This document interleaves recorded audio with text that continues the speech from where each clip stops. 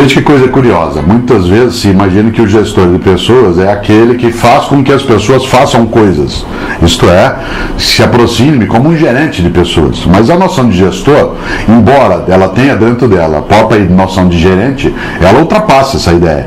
Não é alguém que dirige, que leva adiante. O gestor é aquele que é capaz de consertar, com C, como um concerto, consertar a pluralidade, a diversidade de competências, habilidades, capacidades e fazer com que isso eleve o objetivo, a missão e a visão que uma organização de qualquer natureza tenha, seja no campo público, seja no campo privado. Por isso, um gestor de pessoas é alguém que exerce uma liderança, sem que ele seja exclusivamente um único líder, mas é alguém, um homem ou uma mulher, que lidera um processo de elevação, como eu dizia, das condições de ação de um grupo de pessoas. Esse gestor tem sim atividades gerenciais, mas não é só isso. Ele tem atividades pedagógicas, mas não é só isso. Ele tem atividades de coaching, mas não é só isso. É um conjunto de situações de interfaces que fazem com que a gestão de pessoas ela seja decisiva como um diferencial sério hoje nas boas organizações. No fundo, a grande meta de um gestor de pessoas é o manejo do estoque de conhecimento que existe dentro de uma organização.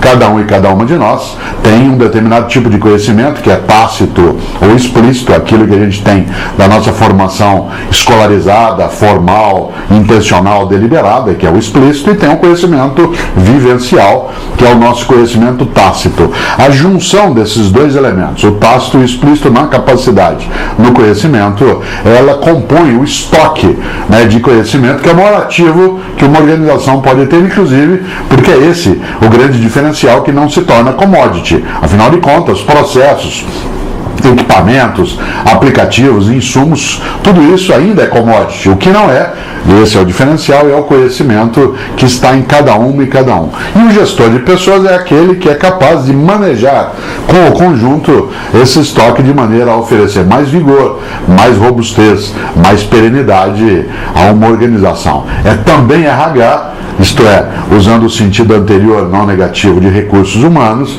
mas sem entender e sem cair na velha armadilha, que já é ultrapassada, mas muita gente ainda pensa de humanos apenas como recursos.